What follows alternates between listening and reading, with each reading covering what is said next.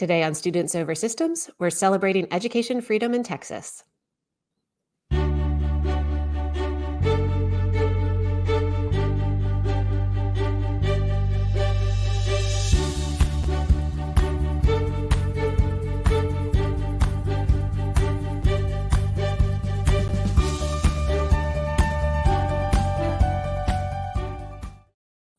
Welcome to Students Over Systems, a podcast that celebrates education freedom.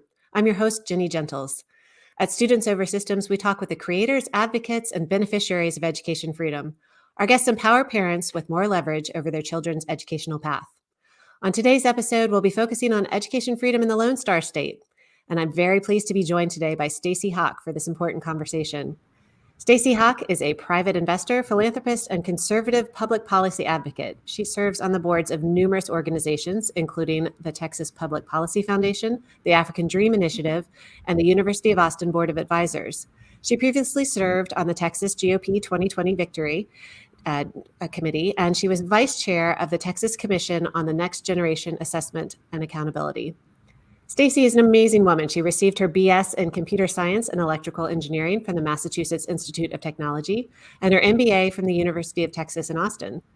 Stacy is a sixth-generation Texan, and she lives with her husband, Joel, and their four sons in Austin, Texas. Stacy, thank you so much for joining us for an early episode of Students Over Systems. Thanks for having me, Jenny. So, Stacy, I am by nature just so excited to forge ahead and talk about the current school choice movement and what's going on with education savings accounts in Texas. But let's set that aside for a later part of our conversation. I'd love to know more about your history of getting involved in education in Texas and beyond, and why you're such a supporter of education freedom and school choice. Well, for me, school choice is kind of two important worlds colliding. I've always cared a lot about good government policy. I would say historically more at the federal level, focusing on economic policy and a light regulatory environment, predictable trade, and tax policy. When I moved back to Texas, my husband and I had been in New York for a while, and Senator Phil Gramm reached out, and he encouraged me, knowing I would be in Austin, to lean in on state policy. And I, from my perspective, thought, gosh, Texas is in such a good place. We don't have an income tax. We have a balanced budget amendment. It's a reasonable regulatory environment. What is there to focus on? And he said, well, just look into it. And sure enough, I was surprised to find that the climate in Texas wasn't as receptive as I expected it to be to school choice. I had been focusing on it from a philanthropic perspective, supporting charter schools and charter expansion. And we actually did have really good charter law in Texas at that time. It was about 10 years ago that I was moving back, but there was no private school choice program. And there was also no big leader championing that from the outside, and where I would be coming from. We kind of had some political leaders on the inside legislatively, but there wasn't broad support for it in the legislature, and there wasn't really a coordinated or led effort from the outside to push for that. There had been in the past, and it had fallen just short, and I think that had lost some steam. So I decided to lean in on that, and 10 years later, we're still working on it. You are still working on it. So you mentioned that there's a charter law that's in place in Texas, and there are quite a few charters. What are the range of existing options for choice for families in Texas? Well, that's a great question, because Texas has a lot going for it. I would say in the public sector, one of the best things is our charter law. We have a lot of great high-performing charters that are able to expand and grow in Texas. And so that landscape is robust. We have 300,000 kids in charter schools. We have 60,000 kids on wait lists. And I know that charters are trying to expand as the demand warrants. So those with the larger wait lists can really justify getting some capital investment from philanthropists and others to open up new campuses because they can demonstrate their demand. Also, charters that don't succeed, whether it's academically or because families aren't drawn to their options, fail and close. And so that market has been functioning in Texas, as you would hope it would for the past 25 years. And we've gotten to a pretty mature place as far as the charter market is concerned. The only real, there are some barriers for charters. I think folks who are against having real choices in the public arena have been trying to thwart charter groups' ability to expand. So there's still fight to be done. And our application process in Texas is arguably the hardest to get through in the country. And we've had extremely good charters be denied through some of the kind of loopholes that advocates have been able to shut down that expansion. So there's still work to be done, but the charter school is very good. We also in districts allow choices. So districts have flexibility on if they let kids apply to go to different campuses within their district.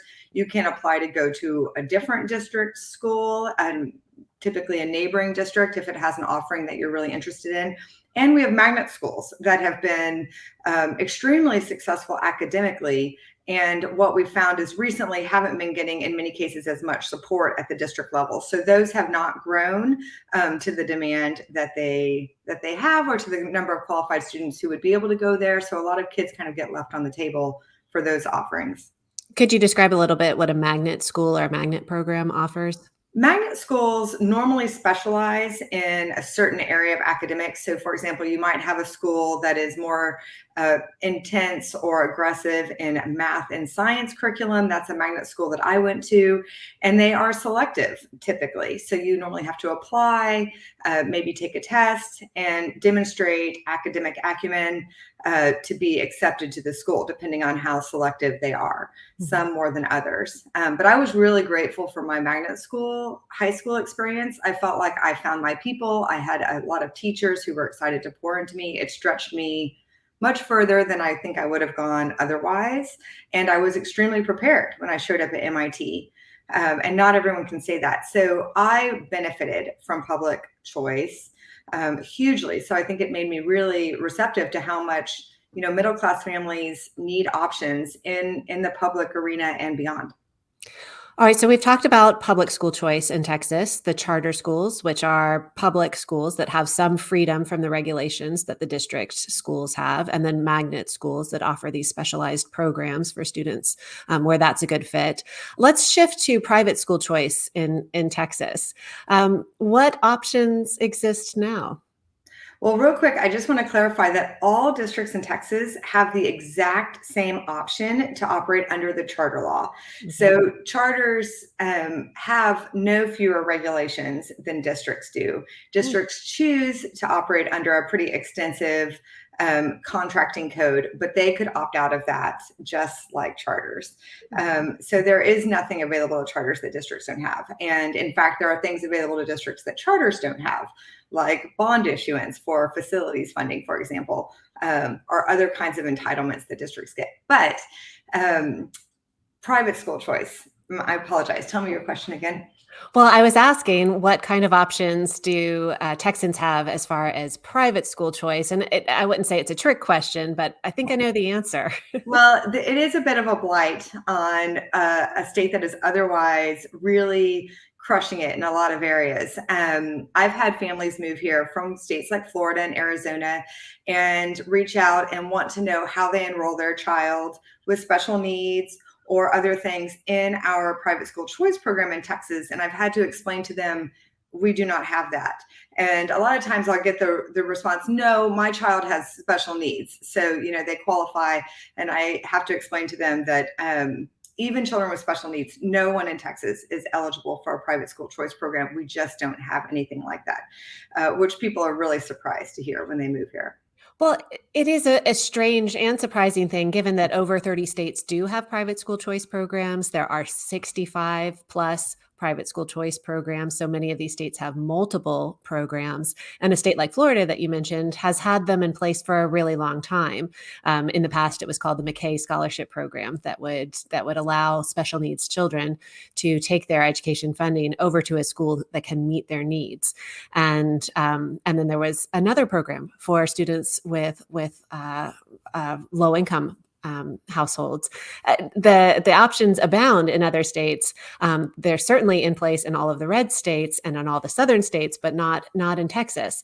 But things have shifted recently, and that's a big reason why I wanted to have this conversation early in the life of the Students Over Systems podcast, because we're coming up on state legislative sessions, including Texas, and there have been conversations around a proposal called education savings accounts in the past years in Texas.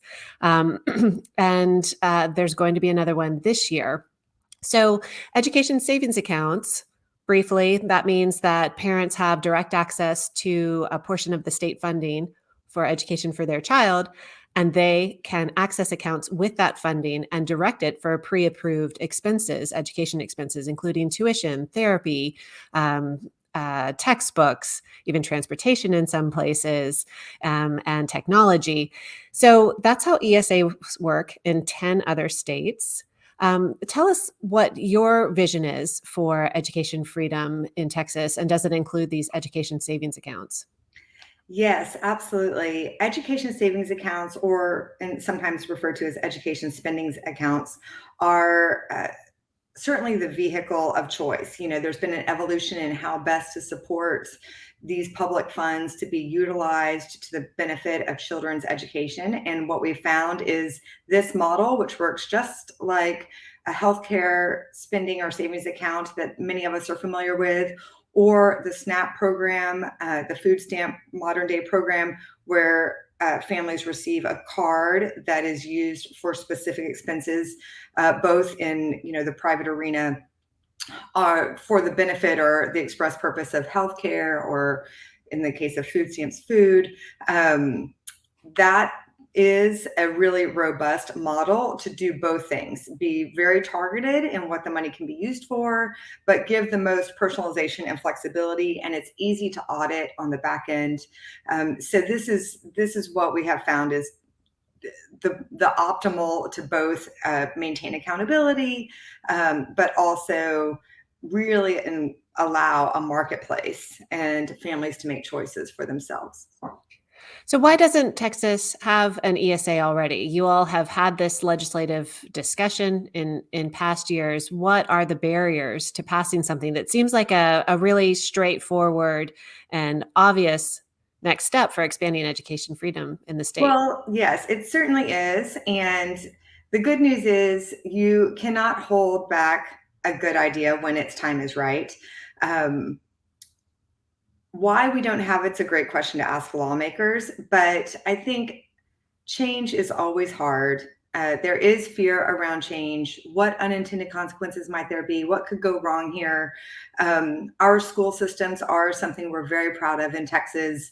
They are huge parts of our communities and our economy, and lawmakers are well connected with their superintendents because they are just pillars of the community. What we need to do is be talking about what are the right solutions for our public dollars and the goals of that, which is educating the next generation and preparing the workforce for the needs of the state. And in both of those areas, we are falling short in Texas. The majority of students are not on grade level academically today. And the workforce needs in Texas, we can project huge shortfalls in what we're going to need in the very near future. So for those reasons alone, it is extremely pragmatic and frankly low-hanging fruit to add one more tool to the toolbox of our public education and allow families more choices if they want to engage in the private arena, like the choices available to them today in the public arena. So that's the conversation we're going to be having. The legislative session has just kicked off this week in Texas, and the slate of lawmakers have been sworn in both the House and the Senate, and this is going to be on everyone's mind.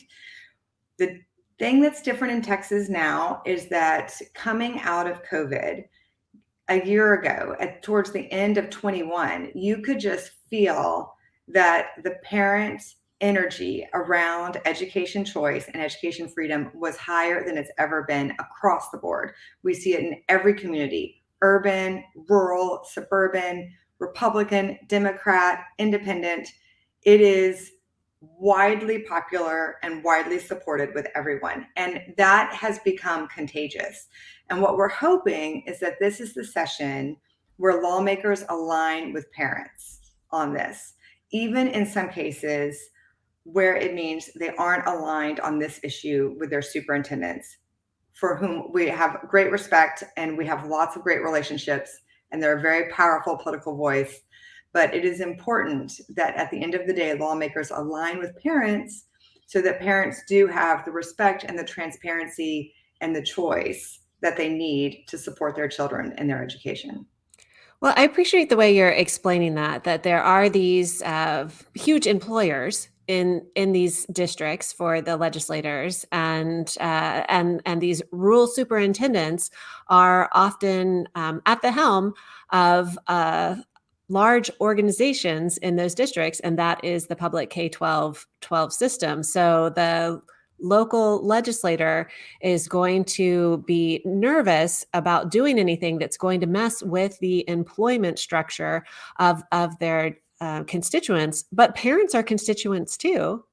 Absolutely. Parents are constituents. And it's not lost on me that the name of this podcast is Students Over Systems. Yeah. And you're right. The school district system in Texas is extensive. And it's not just the largest employer, it's also the largest purchaser of services and goods.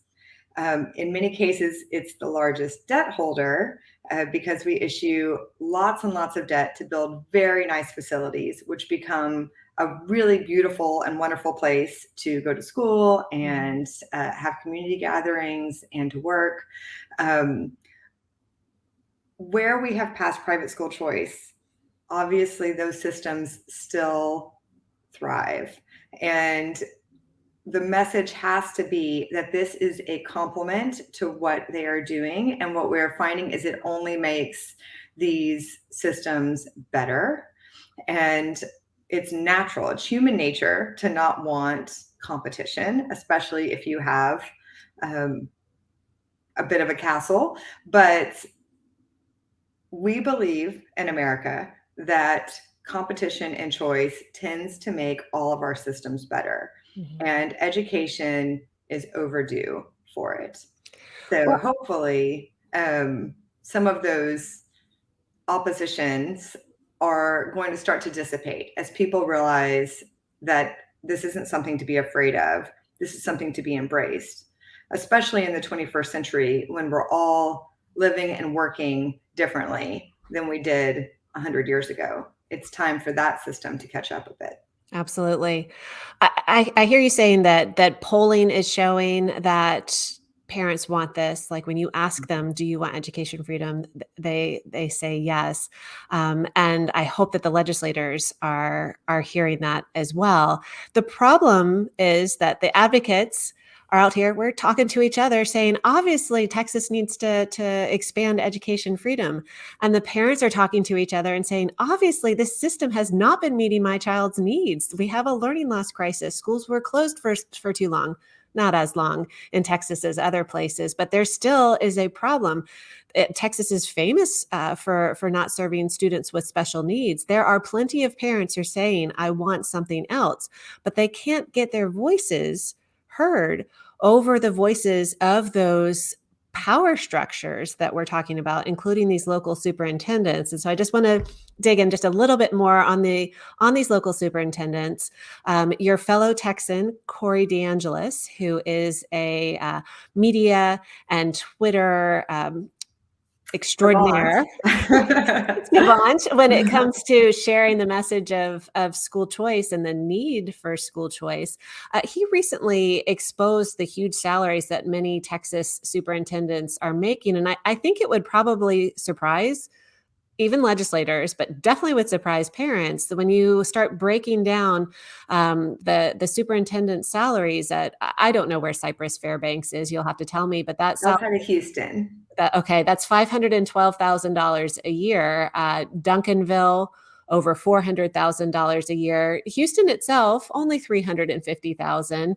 I'd imagine that is a large school district, and that's a big job. Second largest in the nation. Yeah. Right. So I understand large salaries when you have a large, complicated job. Being superintendent is not an easy job. I don't want to imply that at all. And some of these are quite large systems, but I think it's something like over 100 Texas superintendents are making over $200,000 or $250,000 a year, which to an average American, I would imagine to an average Texan, sounds like a lot of money. So I think we have to keep an eye on what's going on with the superintendents and the layers of power that are blocking the parent voice from being heard at the state capitol. All right. So, what can parents do to help advocate for ESAs? I would imagine there's a campaign underway to make sure that they know what ESAs are and what the potential is. That's right. Once you inform them about that and the partners who you're working with, what are you asking them to do? Well, of course, the goal is to let the democratic process work where individuals do reach out to their lawmakers and have conversations about what they're experiencing and what could support them well as parents in supporting the education of their children. We're seeing that happen, I think, especially among parents with children with special needs, but really across every landscape. What we're starting to hear is just how parents are thinking more broadly about what's possible, what K-12 could look like. And what we're finding is so much innovation is happening in the private sector with micro schools, with learning pods. We have an extremely vibrant homeschooling community here in Texas. Many hundreds of thousands of kids homeschool. And so people are starting in that space to really think about what can be done privately. We have about 900 private schools in Texas compared to 1,200 school districts. So there's fewer than one private school for every school district. The traditional private school is not going to meaningfully supplant, what's happening in public schools. But that infusion of what is possible in this modern day is super important. To your point about superintendents and their pay, I'm personally a little less interested in focusing too much on high CEO pay in some cases, because to your point, I do think it is a very hard job. Mm-hmm. There might be a few cases that are outliers that are questionable, but the bigger picture for me is how much the administration has grown overall. So rather than it just being one member, the fact that we often have one superintendent, numerous assistant superintendents, and then half of the spend happening in the administrative piece rather than the teaching piece. One conversation that gets thrown in here sometimes is, what about teachers? And is this going to hurt teachers? And what we're finding is that this is extremely empowering for our best educators. And we, at this point, know we have a teacher shortage. And I believe it's in no small part to the fact that it has become such a rote and controlled career that it is demoralized the workforce and the desire of people to go into this space. So to the extent that we can get subject matter experts and passionate individuals about education, a market in which they can flourish and they can try things and they can build out their career around teaching to an audience, and that can look a lot of different ways. People can start to design their lives that work for them and their careers that can lead to being incredibly lucrative while fulfilling their passion for teaching. So a big part of this is just allowing innovation and change in a marketplace that has been really stagnant and risk averse for a very long time. And with the hopes that, the good solutions, that's where the capital flows, that's where the people flow, which is not just students, but is also the educators. I love that. We're benefiting families, parents, students, and teachers. And what a positive development that would be in Texas if you are successful expanding education savings account and education freedom there. As we wrap up, final question, Stacy. There are so many myths out there about school choice. What is the myth that really bugs you and that you'd like to tackle today? Well, we just talked a little bit about how this could hurt teachers. I think that's a terrible myth that drives me crazy. But another that comes up in Texas a lot is that this does nothing for rural communities. And that couldn't be further from the truth. We hear regularly that we are missing certain specialist teachers all over our rural communities. And with more school choice, private options could offer access to some of the very best teachers in the whole world. Public arena should be taking advantage of this too, but we live in a place and time where people can start to do really high quality instruction virtually, as you and I are doing now. And you can make it extremely interactive, very real time, and very, very meaningful. So what school can look like in a rural community might be doing core subjects in the morning and working in the afternoon, building out your technical skills, whether it's in agriculture or in mechanics or in the oil and gas industry here in Texas. There's a lot of opportunity when we get away from set attendance and seat time and how instruction has to look and feel. Once we start to loosen those things up, and ESAs contribute to that in the private sector, and certainly we can do some of those things in the public sector as well. I think this is an opportunity for rural communities to thrive. This is an opportunity for families who want to move to rural communities to not feel that they don't want to move there because they're worried about education options for their kids.